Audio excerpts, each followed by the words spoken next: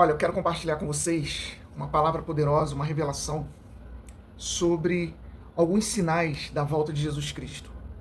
Eu quero falar também sobre o último avivamento que vai acontecer antes da volta de Cristo. São revelações preciosas da parte de Deus que eu quero compartilhar com vocês. Então fique aqui comigo, você vai notar e vai perceber o quanto Deus tem revelado nesses últimos dias a sua palavra.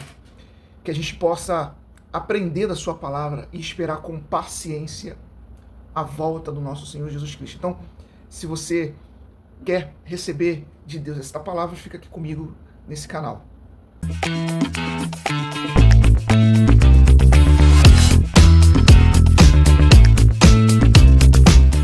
A volta de Jesus Cristo, ela não simplesmente não é citada somente no livro de Apocalipse. Toda a Bíblia, toda a palavra de Deus fala sobre a volta de Cristo. Principalmente, é lógico, o Antigo Testamento fala muito sobre a volta de Jesus Cristo e o Novo Testamento todo, os evangelhos, as cartas de Paulo. Paulo fala muito sobre a volta de Cristo e as cartas do apóstolo Pedro e por aí vai. Hoje a gente vai falar aqui sobre a carta de Tiago. Tiago capítulo 5, versículo 7 diz assim, preste muita atenção que você vai receber uma revelação poderosíssima da parte de Deus. Tiago, capítulo 5, versículo 7 diz assim: sede, pois, irmãos, pacientes até a vinda do Senhor.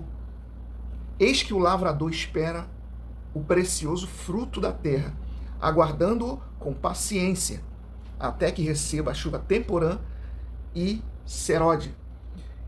Perceba que a palavra de Deus aqui é muito reveladora. Deus, ele fala por enigmas. Ele quer que você pense, raciocine. Ele não quer simplesmente que você sente na cadeira e ouça e pronto. Ele quer que você ouça, medite, faça as conexões de toda a palavra de Deus, toda a palavra de Deus, de toda a Bíblia. Então, se você analisar alguns aspectos, você vai chegar ao ponto determinado. Olha só. Sede, pois, irmãos, pacientes até a vinda do Senhor. Ele está falando para você ser paciente. Tem um tempo determinado para a sua vida. Só que ele fala o seguinte: eis que o lavrador espera o precioso fruto da terra. Aqui ele está fazendo uma linguagem de plantação, de agricultura. E ele fala assim, olha, o lavrador espera o precioso fruto da terra. Aqui o lavrador é o próprio Pai, é Deus. Ele está esperando que na sua plantação, na sua lavoura, já o fruto esteja o quê? Maduro para ser colhido. Você sabe muito bem quando se planta, tem um tempo determinado. Cada fruto, né, verdura, enfim, tem um tempo, 3 anos, 5 anos, 10 anos. E interessante que cada lavrador, ele sabe o tempo determinado que aquele fruto vai madurar. Então, Deus, tanto o Pai como o Filho, sabe o tempo determinado da sua vinda. Tem uma outra palavra falando sobre as festas, né, as 7 festas perpétuas de Deus, que se você estudar sobre as festas, você vai perceber quando será a vinda de Cristo. Não sabemos o dia e a hora, mas você vai analisar que a volta de Jesus Cristo é justamente porque está faltando 3 festas se cumprirem. A festa das trombetas, a festa da expiação e depois a festa dos tabernáculos. A festa das trombetas se inicia no início dos 7 anos finais. E a festa da expiação é justamente a volta de Cristo, é a saída do sumo sacerdote, do Santo dos Santos, para expiar o pecado de toda a humanidade. E isso se dará no final dos 7 anos, ou seja, também no final da grande tribulação. Cristo, o sumo sacerdote, ele só pode sair uma vez. Isso quer dizer que só pode sair uma vez do Santo dos Santos. Isso quer dizer que o arrebatamento da igreja, ela só poderá ser feito depois dos 7 anos, ou seja, no final da grande tribulação. Então, o lavrador eis que o lavrador espera o precioso fruto da terra. O fruto quer dizer, a igreja, o corpo de Cristo. Aguardando com paciência, ele aguarda com paciência esse fruto, esse tempo de maturação. Esse tempo é necessário. E qual é esse tempo? Tempo de 2000 anos. ele compara cada milênio a um dia. 1000 anos é um dia e um dia 1000 anos. Ele faz essa comparação comparando aos 7 dias da criação. Então, ele compara o milênio de Cristo, ou seja, o dia do reinado de Cristo aqui na Terra, como o 7º dia. O 7º dia é onde há descanso, onde há regozijo, a festa dos tabernáculos, é onde as pessoas vão comemorar. Ele compara também a bodas do Cordeiro, é a festa das delícias, é o 7º dia. Então é o dia de descanso. Esse dia de descanso é o 7º milênio, é onde Cristo vai reinar aqui na Terra. E também é o dia de restauração, de libertação. É o dia também de 50 anos, que na Bíblia fala que é o ano de libertação. É o dia do jubileu. É o dia em que o toque do chifre de carneiro é tocado. Também é comparado à volta de Cristo, é o 7º milênio. Então, ele fala, olha, ele aguarda com paciência. E o que eu quero dizer com isso? É porque Cristo ele veio no 4º milênio. Houve antes de Cristo 4.000 anos, ou seja, 4 dias. E esse quarto dia se refere ao 4º dia da criação. O 4º dia da criação é onde Deus estabeleceu o sol e a lua. A lua se refere à antiga aliança. A lua ela não tem luz própria, ela reflete a luz do sol. Significa que a lua é a antiga aliança que servia de aio, servia para direcionar ao sol, servia como é que eu posso dizer? Como referência para o sol. O sol significa a nova aliança, significa um novo testamento, significa a realidade que Cristo trouxe, significa que Jesus Cristo é o sol da justiça. Então a lua se refere à antiga aliança, que tudo apontava para o sol, tudo apontava para Cristo. Os judeus tinham que subir de nível, aceitar a Cristo, porque Cristo era o ápice de toda a lei. Por isso que Cristo veio cumprir a lei, porque se referia a ele cumpriu a lei. Então, Jesus Cristo veio no 4º dia, no 4º milênio, e depois de Cristo temos aí mais 2 dias, ou seja, 2.000 anos, estamos aí no ano de 2024. Então, a volta de Cristo está cada vez mais próximo, porque Jesus Cristo não podia voltar há 500 anos atrás, há 200 anos atrás, há 1000 anos atrás. Por quê? Porque precisaria de 2.000 anos, 2 dias para ele voltar, para completar aí o 6º milênio e entrarmos no 7º milênio, que é o reinado de Cristo Jesus. Então ele aguarda com paciência esse tempo que o fruto da terra, ou seja, a igreja já está preparada para a volta de Cristo. Então ele fala assim, aguardando com paciência até que receba a chuva temporã e a chuva seródia. Olha que coisa interessante. Ele fala de 2 chuvas. Primeiro tem que vir a chuva temporã e depois a chuva seródia. No aspecto profético, por exemplo, isso está lá no livro de Joel. O livro de Joel fala dessas 2 chuvas. Mas analisando o aspecto profético, derramamento de chuva significa derramamento de poder, avivamento, derramamento do Espírito Santo. A chuva temporã se refere à festa dos Pentecostes, que foi derramada em Atos capítulo 2. Atos capítulo 2 é o primeiro derramamento de poder de chuva, que é a chuva temporã. Em Atos capítulo 2 fala assim, na verdade em Atos capítulo 1, versículo 8, Jesus ele dá uma orientação, ficai em Jerusalém, vocês receberão a promessa, até que recebam a promessa. E vocês receberão poder, ou seja, o derramamento das primeiras chuvas, a chuva temporã. Receberão poder para serem minhas testemunhas. Então nós, igreja, somos testemunhas, mesmo hoje no século XXI, a gente não tenha visto Jesus Cristo pessoalmente, mas somos testemunhas, porque testificamos Cristo no nosso coração, o Espírito Santo está em nós. Então, somos as testemunhas de Cristo. Então, fala, vocês receberão poder para testemunhar, para serem minhas testemunhas. E vocês testemunharão, vocês profetizarão e ensinarão as nações em Jerusalém, Judéia, Samaria, até os confins da terra. Então, vocês darão testemunho. Essas são as primeiras chuvas. E essas primeiras chuvas vêm se alongando até os dias de hoje. Só que precisamos da segunda chuva, derramamento de chuva, ou seja, derramamento de poder, que é maior do que a primeira, que é a chuva seródia. A chuva seródia, ela será derramada antes da entrada dos 7 anos finais, da última semana de Daniel. Isso está lá no livro de Joel, mas citado também pelo apóstolo Pedro, lá justamente no primeiro derramamento das primeiras chuvas. Em Atos capítulo 2, eu vou abrir aqui, Atos capítulo 2. Atos capítulo 2.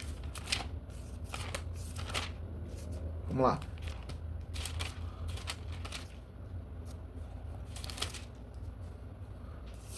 Atos 2, versículo 14, a partir do versículo 14, para a gente poder entender o contexto.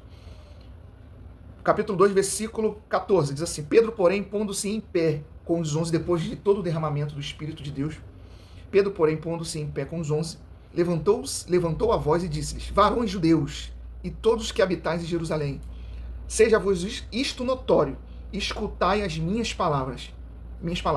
Estes homens não estão embriagados, como vós pensais, sendo esta a terceira hora do dia. Mas isto é o que foi dito pelo profeta Joel. E nos últimos dias acontecerá, diz Deus, que do meu espírito derramarei sobre toda a carne, e os vossos filhos e as vossas filhas profetizarão, e os vossos jovens terão visões, e os vossos velhos sonharão sonho. Isso aqui está se referindo justamente ao momento das primeiras chuvas, ao momento em qual Pedro está participando daquele avivamento.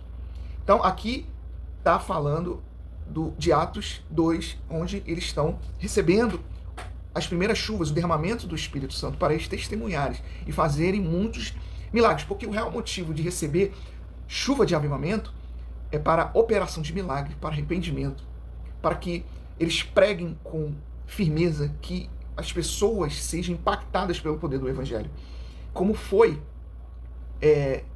em Atos capítulo 2, há 2000 anos atrás.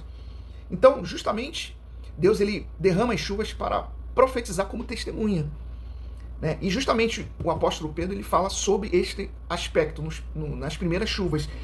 E aqui no versículo 18, aí ele vai falar do segundo derramamento do Espírito. Ou seja, antes de entrar os 7 anos, que a igreja precisa ser batizada pela segunda vez, ou seja, Deus precisa derramar as segundas chuvas para realmente avivar a igreja para o último chamado, o último arrependimento. Porque do jeito que a igreja está hoje, ela não vai ter essa força, a não ser esses últimos derramamentos do Espírito Santo, né? Então, Deus ele vai derramar as últimas chuvas para encher ainda mais a igreja para o último avivamento, para encarar o anticristo, para declarar que Cristo está vindo, para que as pessoas se arrependam, se humilhem. Por quê? Porque o anticristo vai chegar e não vai ser fácil. Não vai ser fácil. As pessoas vão morrer, muitas pessoas vão testemunhar, vão dar sua vida pelo Evangelho. Na última semana, o anticristo vai perseguir os santos da igreja. Uma parte da igreja vai dar sua vida pelo Evangelho, até porque fala lá que seus corpos vão estar na grande cidade, espalhados, porque elas vão dar suas vidas, elas não vão aceitar a marca da besta. Então uma parte da igreja ela vai dar sua vida pelo Evangelho. E a outra parte está lá em Apocalipse capítulo 12, vai para o deserto, para ser o quê? Alimentada, ser guardada por Deus, e ali as pessoas possam, porque a igreja também ela vai ser avivada para quê? Para as pessoas não aceitarem a marca da besta e irem para o deserto. Deus vai levar para o deserto para proteger da perseguição do anticristo. E ali no deserto, as duas testemunhas vão ensinar, as pessoas a terem paciência, a aguardar a volta de Jesus Cristo que está chegando. O deserto é muito importante nesse ponto, porque ali as pessoas vão ser totalmente dependentes de Deus. Imagine as pessoas que são da teologia da prosperidade, né? Vão ser totalmente dependentes de Deus. Por quê? Porque não vão trabalhar, não vão comprar, não vão vender. Vai depender totalmente da provisão de Deus, como Elias foi. Elias ficou 3 anos, olha só, profético. A igreja também estará por 3 anos e meio no deserto, nos últimos 3 anos e meio dos 7 anos. Porque os primeiros 3 anos e meio é para despertamento, é para levar as pessoas para o deserto. E aqueles que forem enviados para dar sua vida, vão dar sua vida, mas os outros vão para deserto para ali esperar a volta de Cristo. Ali vai ser igual no deserto lá no Êxodo, no Êxodo. Da mesma forma que aconteceu o Êxodo lá no Antigo Testamento de Moisés, vai acontecer também nos últimos dias. Então a igreja estará lá no deserto esperando a volta de Cristo, sendo totalmente dependente igual a Elias, né? Deus mandando pão, bebendo água do riacho, comendo carne com a provisão de Deus, e é justamente isso. Isso é viver, o justo viverá pela fé. Esse versículo justamente se refere a esse tempo de 3 anos e meio. Então, lá no versículo 18, que se refere às últimas chuvas, a chuva será, diz assim, e também do meu espírito, tá vendo que fala? E também, está se referindo às últimas chuvas, e também do meu espírito derramarei sobre os meus servos e as minhas servas naqueles dias. Veja, e profetizarão naqueles dias, ou seja, nos últimos dias, nos 7 anos, e farei aparecer prodígio em cima no céu e sinais embaixo da terra, sangue, fogo e vapor e fumaça. O sol se converterá em trevas, viu? Aqui está falando da volta de Cristo, tá lá em Mateus 24, que fala que antes da volta de Cristo, o sol se converterá em trevas e a lua em sangue antes de chegar o grande dia, o grande e glorioso dia do Senhor, que é o arrebatamento da igreja. Então, aqui, essa citação do apóstolo Pedro, que é de Joel, capítulo 2, é justamente falando das primeiras chuvas, que foi derramada em Atos capítulo 2, e das últimas chuvas que será derramada antes dos 7 anos, para que a igreja tenha avivamento para o último arrependimento. Por quê? Porque quando entrar no milênio, após a volta de Cristo, muitos entrarão, os seus escolhidos entrarão com reis e sacerdotes, que é a igreja do Senhor, que reinará com Cristo. Mas muitas pessoas não entrarão como reis e sacerdotes. Não foram instruídas, não foram ensinadas. Grande parte dessas pessoas que se arrependerem, Israel, os judeus, nesse último período, muitos deles não conhecem as leis de Deus. Então elas não vão poder reinar no milênio. Elas entrarão, receberão os benefícios do reino de Cristo, mas elas serão regidas. Elas vão casar, vão morrer. Você vê que lá em Isaías fala que crianças que nascerem nesse período vão brincar com lobo, vão brincar com a cobra e não será picada. O velho de 100 anos ainda será novo. Então haverá morte ainda no milênio. Satanás será preso nesse período, ficará 1000 anos preso, e será um ano maravilhoso de restauração da terra. E Satanás será solto ao final do milênio, enganará a muitos ainda.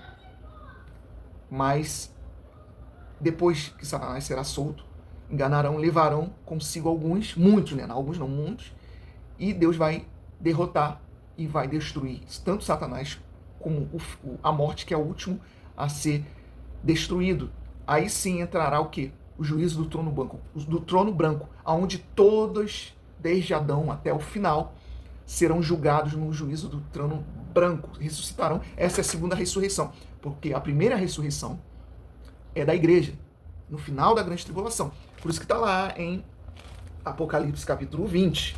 Esse capítulo aqui é revelador, quebra qualquer doutrina pré-tribulacionista, até esqueci como é que se fala, dispensacionalista, quebra toda essa doutrina, né? Tá lá, Apocalipse capítulo 20, versículo 6, diz assim: bem-aventurado e santo é aquele que tem parte na primeira ressurreição, a igreja do Senhor, os reis e sacerdotes que reinarão com Cristo. Sobre estes não tem poder a segunda morte, mas serão sacerdotes de Deus e de Cristo e reinarão com ele 1000 anos. Então, você percebe aqui que os reis e sacerdotes, eles serão eternos, não serão mais enganados. Os que entrarem sem serem reis e sacerdotes poderão ser enganados, poderão morrer, ainda terão corpos mortais. A igreja não, será eterno, julgará as nações junto com Cristo. Mas reis e sacerdotes reinarão a terra. Então, irmãos, está aí. Que vocês possam meditar nesta palavra. Deus abençoe a vida de vocês. E que vocês possam ter uma vida abençoada em nome de Jesus Cristo. Deus abençoe.